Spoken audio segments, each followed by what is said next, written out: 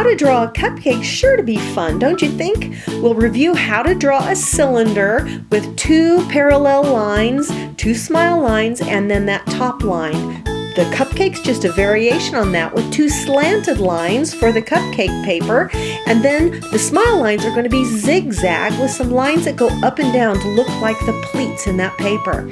Then we'll draw a top for the cupcake, make it kind of a bumpy line, and then connect on the sides and draw the frosting smile line. We gotta add some sprinkles, of course.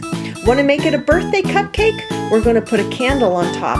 And a candle is, guess what? Another tall, slender cylinder that starts about a ½ inch below the top of the cupcake. We'll add a wick and a flame.